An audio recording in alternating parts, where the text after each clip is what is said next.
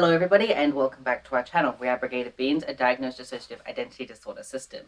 Today we are going to be watching and reacting to the short film Petals of the Rose, which is about dissociative identity disorder.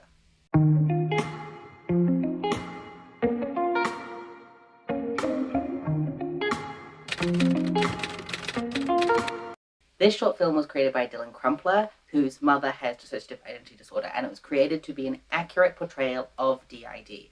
There are two versions of this short film. There is a censored version and a full version. We're going to be watching the censored version today. However, there might still be some distressing themes that come up, and so I've put warnings on the screen now. You can find the link on where to watch this short film in the description, as well as a link to a podcast interview from a couple of multiples where they were interviewing Dylan and his mother. Before we watch the film, I want to let everybody know that we are going full spoilers, so if you would not like to be spoiled and would like to watch it first, please go down to that link in the description. And for everybody else who's already seen it or who doesn't mind spoilers, let's get into our thoughts on the film. The following film has been modified from its original version to accommodate for the Healing Together conference audience. Halfway through the film, the screen will fade to black and there will be a description of the scene that has been removed. A bear! I love bears! Can I have him? No, Josie, we can't get the bear right now. We're in a hurry. Please? Josie, you have plenty of toys at home, okay? And when we get back, I will let you play. So can you please go back inside now? Well, okay. I really like this moment for several reasons. The first is we have a lot of issues with how alters are portrayed in mainstream media. Very often when they are using separate actors to differentiate different alters within the system, you get the impression that these alters are existing outside of the body. They are interacting with the body in a very external way. For example, see The Crowded Room and our review of that. However, in this one, I really enjoy how the different actor of the child part takes the same physical space as the body. And I also really like the internal communication here, the negotiation here. It's so realistic to have child parts jump forward and be like, I really want this, or to get very excitable. And that negotiating with them is really important to be able to, one, not overspend when you're on a limited budget, and two, make sure that you are getting things done in a day. Please. However, the continued begging for things, also very realistic. Josie, you have Mr. Honeypaws at home. Please. Sweet. Time for this, okay? I've got to get ready for my big night with Jeremy. Speaking aloud to alters isn't something that we do super frequently, but is something that can aid in communication if they're not listening to you internally. But I really want the fluffy bear. I really want it. No, Josie, you can't have another bear. Hey, do you need some help? We don't need any help from you, creep. Very realistic, especially when you are switching with child parts. You're already feeling particularly vulnerable, so having protectors step forward in those moments is quite likely. And so I like, again, here how as the camera moves around the worker, you see the actor shift into the same space where the body was, and there's not this impression of shape-shifting or of another external person. It's very clear that this is another alter coming forward from the rest of the context of the film. Which one would Jeremy like? I think he'd like the fillet. Can't go wrong with flank Why steak. not just eat pie for dinner?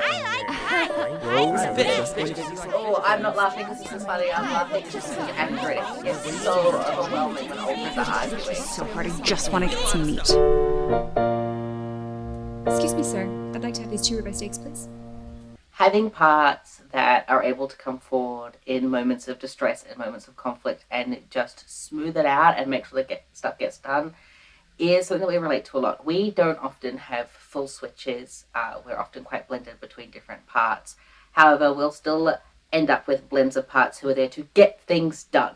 When there is a lot of overwhelm, when there is a lot of conflict internally, having a part who is able to step forward and to do what needs doing and to continue to function whilst the rest of the system is in conflict or with each other is really helpful and really important to increasing the collective functioning of the system and to just getting stuff done, just continuing to live daily life.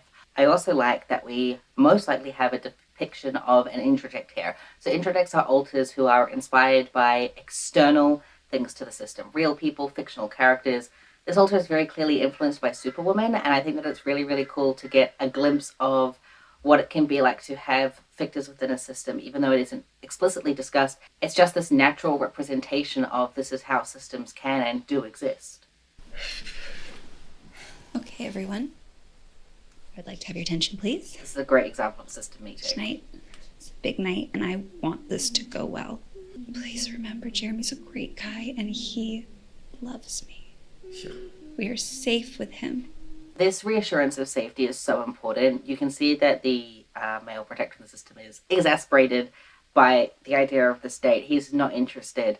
And it's very, very common to have parts who do not trust other people in your lives, even if you, as a more front-facing alter, do trust them.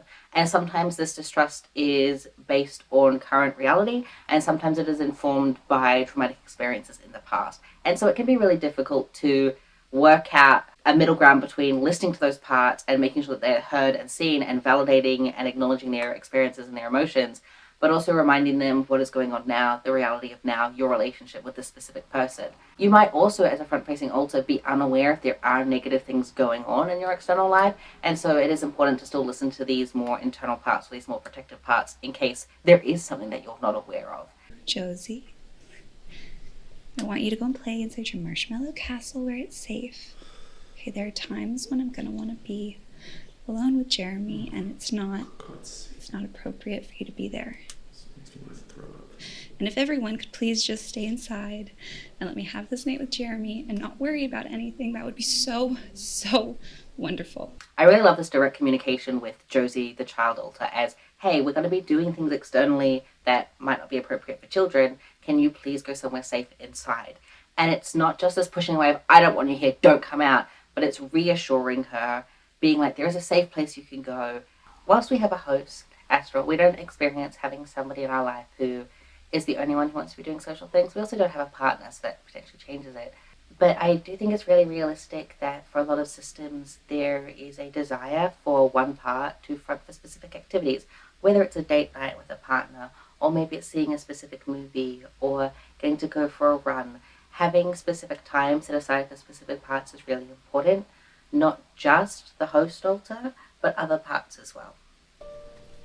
Well. What I tell you, Rose, told you not to trust us. Axel, please stop. He's just running a little late. People running late is something that really bothers us as well. We start spiraling, things happen, I've had an accident. Parts will think that they're not coming, that they're not interested in seeing us anymore, that they don't want to be our friend anymore. And so we really relate to Axel in this moment and to Rose in this moment of this anxiety of somebody being late and not knowing what's happening and trying to soothe both yourself and also the other alters in your system who are dysregulated or upset for different reasons to yourself, or responding to the same situation in very different ways to yourself. Wouldn't he text you if he was running late? No. Stop this. Maybe he's stuck in traffic. Reasonable. Maybe he doesn't give a shit about you. You're so stupid to think he actually cares about you.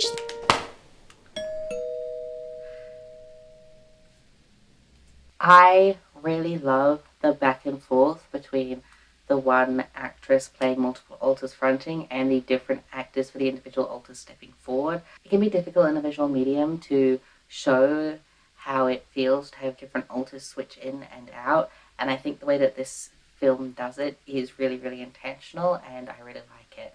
I also quite like the depiction of distress and dysregulation that Axel shows here, where he slaps himself in the face with a magazine. Self-harming behavior is incredibly common in systems, and even though this isn't something that is particularly painful, it still would fall in the category of hitting yourself in the face with a magazine.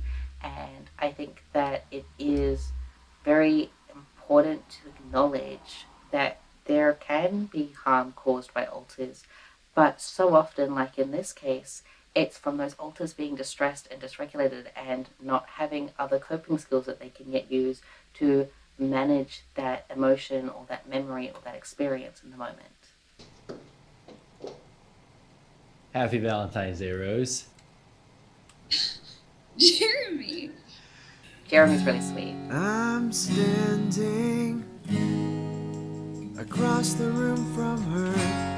She looks like a goddess touched down to earth. She moves so I just see her back. I really love that we get this depiction of Rose being happy. It's so often that systems in the media are displayed as being sad or upset or tortured by their experiences.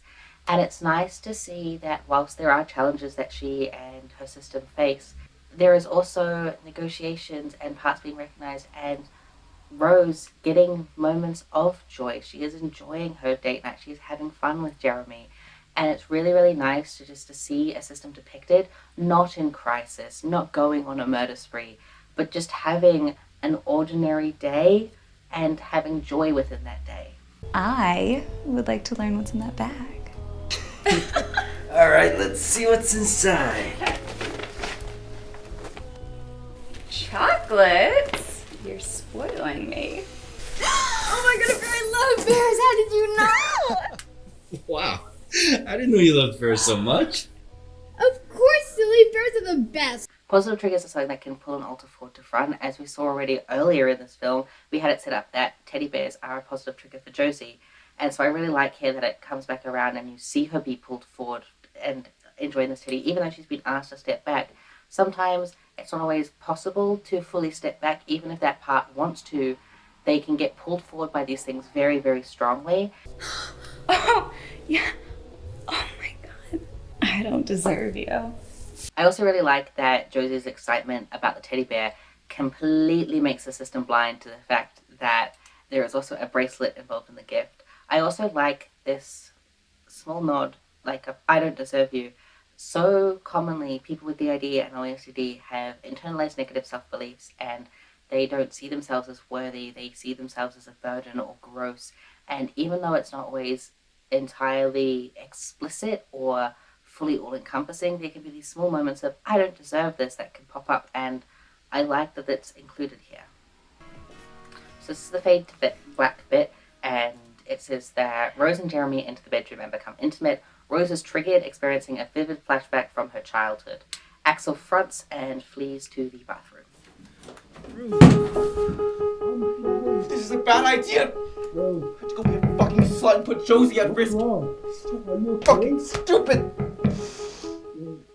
This reaction, this blaming, this you're a slut, you're stupid, is very, very common. These are parts that are just trying to be protective, that are trying to keep you safe, and the only way they know how is to shame you and to harass you and to say mean things to you. And it's so often because they are scared themselves, they are scared for other parts in the system, they are scared for you, the alter that they are targeting. They can become overwhelmed. Again, here we see Axel returning to him hitting his head, this time with his hands on a magazine. I don't have the right words to describe just how viscerally real this scene is, and just how much we relate to it, and just how important it has been for us to see depicted. It makes us really emotional to see depictions of dissociative identity disorder that we relate to and that feel so intentional and so careful and made to honor systems and not just use us as plot devices. Axel, you have got to calm. No, you never listened to me. We're not safe. Axel, We're not we safe. are safe. Josie. We are safe. We are safe. Internal reassurance is so important. Hitting us is not helpful. Axel, please listen. I'm making it for all of us. Okay, it is February 14th, 2022. Grounding, reminding you where you are, is something that we do regularly. Is not here. He's dead and he can't hurt us anymore. Okay. Reminding yourself that you're safe, where you are, who you're with. He's safe.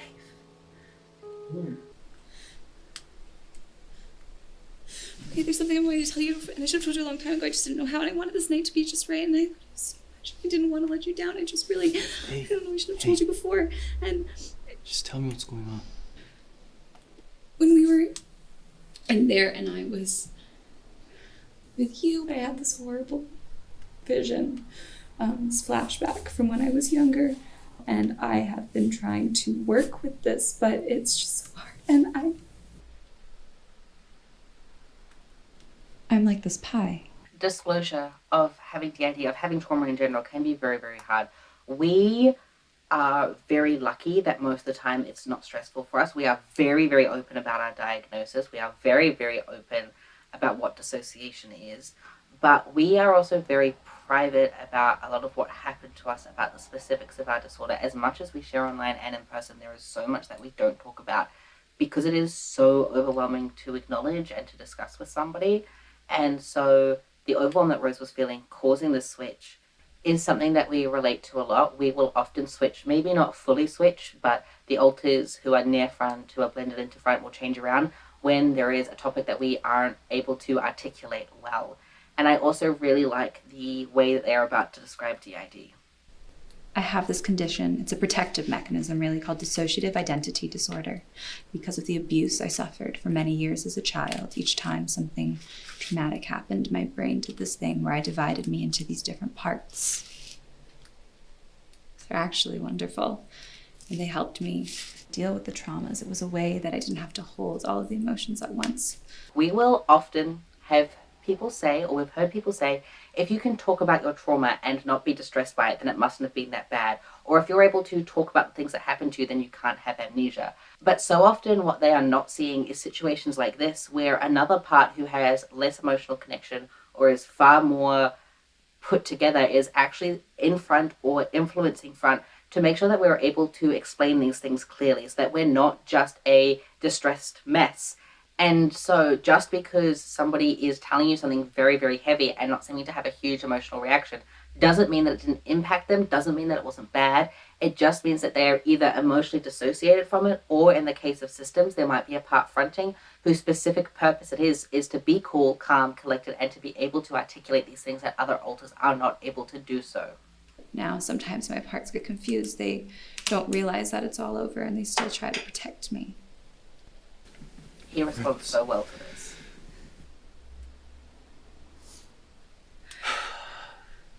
I don't know what to say. Do you still love me? Of course I do. I love you. Thank you, Jeremy. I didn't know how you were going to react, if you were going to get mad, or if you were going to leave me, or just... Hey, I don't no. It's so complicated and I'm not explaining it well. No, it's not you. I've never heard of any of this before. But I really do want to understand. And this is the most important part. Even if you don't know much about DID, or if somebody else is disclosing something else to you and it's really overwhelming and you don't know how to respond, that's okay. And I think he responds here very well. He is confused. He doesn't know what to say. He doesn't know how to act. But he's not being angry. He's not bombarding them with questions. He is being calm and gentle. He's moving down to the same level as Rose to meet her where she's at. And I think that he is just a very, very important character as a way to show how you should respond to somebody when they are disclosing something like having DID or their trauma, or something that is very heavy and overwhelming and hard for them to share.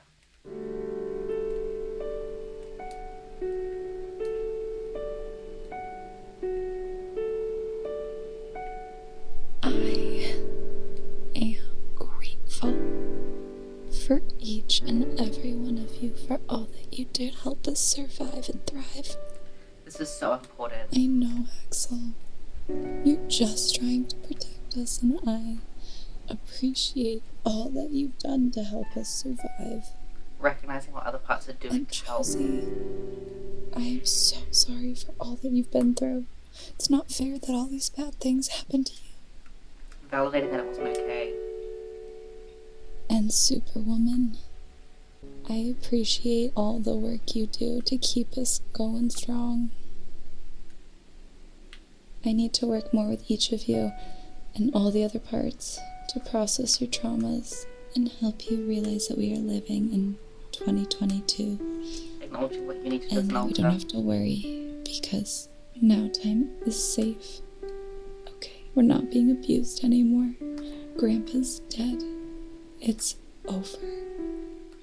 I really love this. I really, really love this check-in after something really, really hard has happened.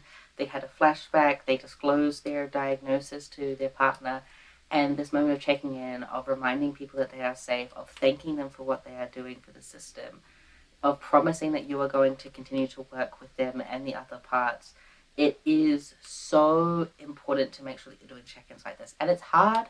We don't do it anywhere near as regularly as we should, but it's really beautiful to see it depicted, because I don't really think that I've ever seen system check-ins depicted in media in the way that they are in this film. This is such a beautiful short film. I know I keep saying that. There's a lot that we cut out, so please make sure that you go and watch the full film at the link in the description. It's so nice to see DID represented as just an everyday thing, of all the little ways it shows up, the internal arguments, the switching, the negotiations, the meetings, the flashbacks, the distress, but also the moments of help and kindness and protection, of recognizing the hardships that you've gone through. This short film feels like a warm hug to the DID community, at least to us, and I'm really, really hopeful that more and more DID media is going to feel like this, instead of things like Split, where we are insane serial killers and kidnappers. Because we're not. We're just people. And yeah, our lives might look a little bit different to people without DID, but we are also just out here existing. I think those are all of our thoughts for today. Thank you everybody for watching, and we will see you in the next one. Goodbye.